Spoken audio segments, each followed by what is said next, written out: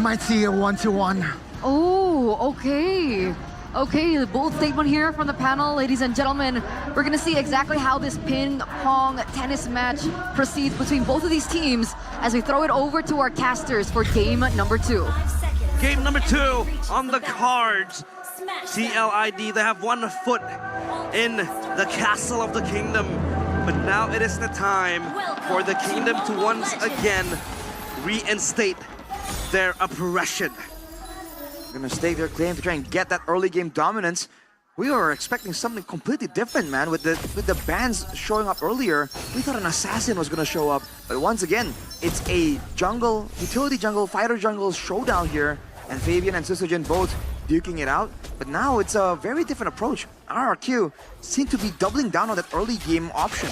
This IRITHEL is picked, right? And we saw it. SKYLAR yesterday with the Mathilda and the IRITHEL playing around. Don't you think it's situational? But before that, the emblems, Rashi. Ooh. Well, Lethal taken by Fabian there. Emblems by Home showing the tenacity for Yehezkiel, respecting the aggression coming in. Dyron with the agility and the Festival of Blood, so he's trying to play that massive frontline role, but ooh, duel.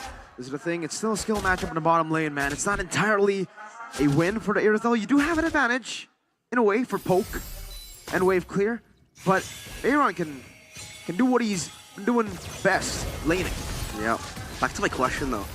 The IRITHEL Mathilda combo in this scenario, do you like it? I mean, sure, they have a high loss, they can charge at them, and as well as the alpha maybe, but oh, SKYLAR. Good juke, but damage still. Oh, can't really ignore that. SKYLAR almost taken down, has to pop in sprint. Sysogen rotating over, has it, and they catch Witty. Bit down by the Sharks. Wow, out of nowhere, Sysogen playing it aggressive, matching the alpha, getting the gold buff as well. And on the top side, even with Aran trying to be sneaky, avoid laning, cutting the wave, Dyron actually came in to punish him, kind of equalizing the situation. Looking kind of okay for RRQ, but the big moment is this turtle fight. Can they actually get it done? A lot of zoning tools for RRQ. It's tankier frontline technically, but Team Liquid has a lot of damage and a lot of true damage at that, and more sustain. Yeah, TLID, they want to contest this turtle. And Yehezkiel already level 4, has the RWM to just push them away. But now Rin's coming in. Crimson Beacon, a flicker backwards as well. Fabian with the Spear of Alpha over Rins. Now the glorious pathway to the back as well. Now he's giving the Infernal Pursuit all the way to Witty. Sysogen able to utilize the distraction to go for it. Rins still able to escape. Witty very low. Dyron on the chase. Infernal Pursuit from Dyron. And he gets the kill down. Aran is next on the chopping block. And it's RRQ with an amazing win in the first turtle fight. They strike hard and the cavalry off their horses. 3 kills in 3 minutes, and they get the turtle as well. We've seen this before, dude. The Tsushin, deceptively tanky and doing a lot of damage, a lot of distraction in the early game, diving to the backline. It was looking so weird, so wonky, and we've seen it go wrong before, but it worked out right there, and Dyron on the Fulvius, man, putting it down. RQ doing a great job utilizing the strong pick that they first picked, but now can they maintain it? Can they find more? And now the Rafaela pick, right, in the hands of Witty. Yesterday, Key picked it up as well. Now it's in the hands of Witty.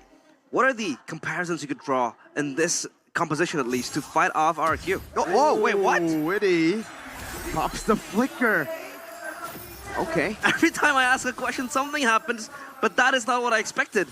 You need a certain ego from Edok to kind of get information, trying to find control, and with that moment, with that exchange of resources, they're gonna go for the third goal, but look at this. Oh, Crimson Beacon, Witty gunned down again. Rins with the Lantern Flare, Aaron gonna enter Entropy, and now it's gonna be Fabian with the flanks as well. The Spear of Alpha able to find another kill over. It's 2 for 2. Fabian caught on the bad spot. Sysogen does a bit too much damage. Now Yehezkiel gets Rins, flicker out, and Yehezkiel gets the kill. 3 for 3 at the end of the day. Comfort zone for RRQ. They're able to dive into the tier 2 turret and force a fight into Team Liquid ID's waiting hands. RRQ, is this the lead they're looking for, Arashi? It was looking so good. I thought the tower was definitely gonna fall, but they kind of overextended a bit. Team Liquid ID, the fact that they were able to actually get somewhat of an equal trade there is definitely concerning. But right here, there's so much control over the turtle. You can see Fabian immediately just going for the clear, going for the other resources available on the map. But look at the duo on the top side. Yeah, 1v1. They run with a flicker. That's a mistake. SKYLAR will capitalize on that mistake. A solo kill. Dyron all alone. Able to flicker out of the Holy Baptism, but you cannot flicker out of the Glorious Pathway. TL will get a trade. What is it with Team Liquid ID and their flickers in game number 2? That was a miscalculation from Matt on Chicky. It certainly came out of nowhere. And looking at the items here, whoa, hang on a minute, 1v1. Deadly catch now, the spear versus the shot, Sutsujin soloed! Fabian getting the shutdown now, getting the Lancer Flare to throw him back around. Fabian traded back again. Wow, that's Sutsujin 3 and 0 taken out by Fabian though. So they're both having 3 kills, but in theory, Fabian shouldn't be able to win it out there. And from that engagement there, SKYLAR also wasn't able to get the turrets. So both teams are hanging on to their early game objective very, very well. Yeah, the baptism again whipping this time around. Aaron Chicky has the entropy backwards. Circle Eagle knocking him up. Aaron very low, and now the Lancer Flare on him. SKYLAR with a heavy crossbow takes them down under the tier 1 up top. The power of the IRITHEL Matilda combo. This time around, the Crown Prince has company. And even with the Has Claws, there's no need for SKYLAR to go back. He can stay on the map indefinitely. No mana cost. RRQ are using it as pressure. They're gonna for sure be able to get the tower on the top side. But even on the bottom side, Sutsujin being very active here. Which one of the team Liquid actually move towards? No. Ron will have to address the wave created by Sutsujin down bottom, but this just gets scarier for Team Liquid ID. But in this scenario, Arashi, in this sort of circumstance, can they still bank on an attack? I think they definitely still can. That's a lot of damage. That's disgusting. Oh man! That's just spoken away. Axe. That's just one war axe, man. Around in the back now, looking for it. Oh, Spear of Alpha missing the Glorious Pathway. Dodged away from now the Circling Eagle to go onto Aran. Meanwhile, Dyron in the back, forcing the real world. The Palladium will be shredded down, and it will be a trade 1-for-1. But Witty picks a kill. It's an XP for an XP. RRQ get all the turtles in game 2. I think the big deciding factor here is the fact that both frontliners, the Hylas and the Phobias, one can kind of delay you, right? The Hylas is too beefy to kind of push through, but the Phobias can actually take you out, having a lot more damage built into the kit. So now RRQ can actually be a bit more aggressive because they know that Dyron, however you want to spin it, becomes a bigger threat compared to Aran on the Hylas. And that single advantage is allowing them to just control more ground. But again, Team Liquid have that late game. Circling Eagle. Aran, no vengeance this time around. The Holy Baptism, again from Witty, only landing onto Dyron. Yeah, and the Phobius can somehow skip the high loss as well, right? You could practically target the backline of TLID indefinitely as E-Dog just opens up the map for RRQ. Now the question becomes for TLID, how do they want to deal with this Phobius, Arashi? You just have to wait until they get a bit more damage, but even then, with the Vengeance, it's going to be difficult, so they have to kind of play the back and forth. That is what we theorized earlier with that Rafaela pick. They wanted movement speed, but look at Rins. Crimson Beacon, Aran still trying to go for the defense in the mid lane, pops into the Glorious Pathway and dives all the way to the back. TLID, is this a mistake? The Holy Baptism catches on the SKYLAR. Oh, Dyron's free hitting. Now, 2 fights going on. Dyron able to get the Infernal Pursuit, Fabian very low. The chase around Chicky! Again with the flicker forward, only to get gunned down by SKYLAR. The Stallion misses his flicker yet another time. RRQ, all hands on this game. 6,000 gold advantage. Is this a mental block you're talking about, Mirko? Playing the Natan against the infamous Natan in MPL ID. A lot of moments here where it seemed so close yet so far. SKYLAR on this IRITHEL that really shouldn't be doing so well. 5-1 and 5. The mobility allowing him to just be so aggressive. Holy Baptism, no, under the turret. SKYLAR now makes a mistake. Gets caught by the real world manipulation. And TLID, they'll have an advantage. SKYLAR shut down 20 seconds. And it will be a Lord that is in the Lanadon, up and ready. Mistakes after mistakes, both from the marksmen of their respective teams playing today. Now the Lord though, they want to blitz it, but I think they're just waiting for SKYLAR to respawn to get even more source of damage. Oh, that burst, man. Circling Eagle, forcing the Vengeance out now. Deadly catch, Witty! Disappears, spins to the back now with the Crimson Beacon. Able to get some damage down as Fabian goes in, gets rid of the back as well. Here on Shiggy with the entropy forward. Fabian slices through Dyron. Yes, kill. Gets the kill back, but Sutsujin shoots Aran down.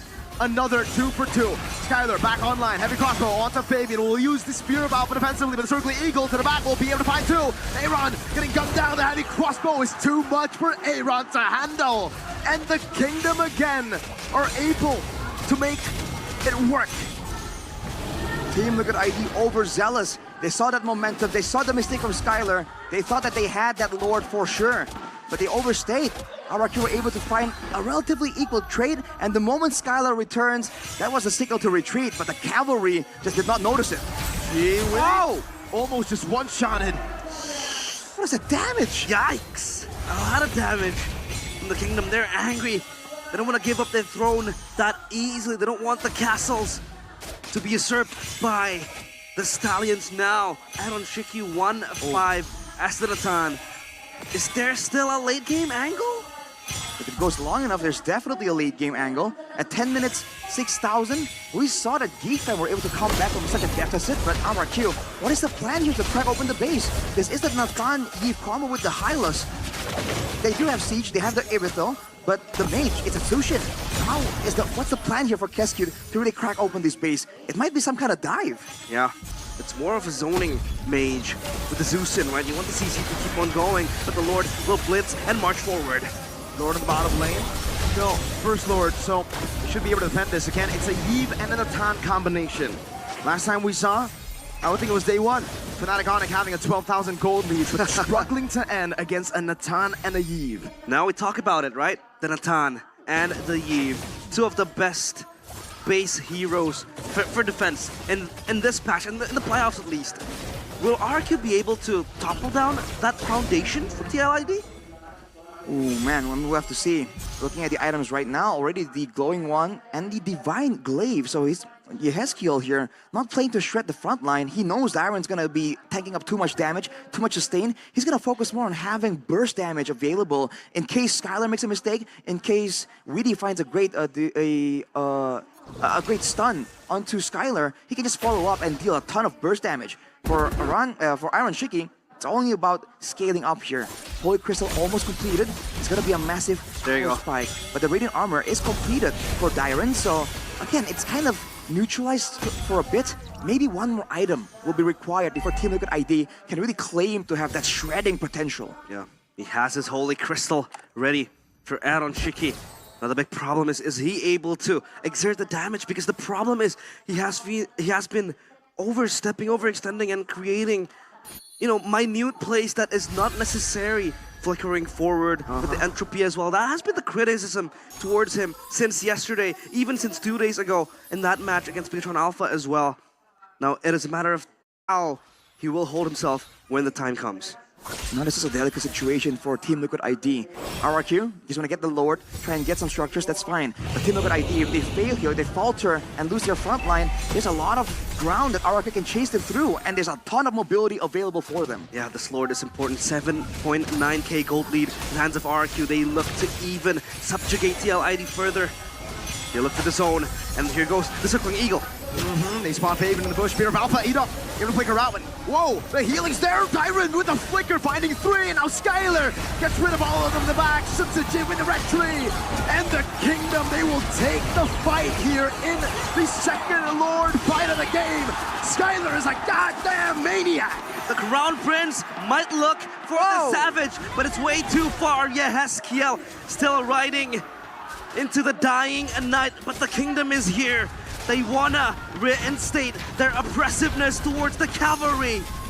A lot of damage, a lot of burst. Yehezkiel going for the play. RWM on the SKYLAR, very low with the Wishing Lantern, but again now in front of pursuit, the Demonic Force onto them. RRQ will level the game, will level the series in a best of 7. It is 1-1. Woo! The Kingdom, they will not go down without a fight. 1-1. They equalize the score. TLID. The revolution still on hold. Wow, what a recovery from RRQ. We saw the draft, we kind of doubted it. It didn't seem to connect, but maybe that's exactly what RRQ wanted. Who needs connections when you approach the fight from 4 different angles? What was that last fight? Before Team Liquid under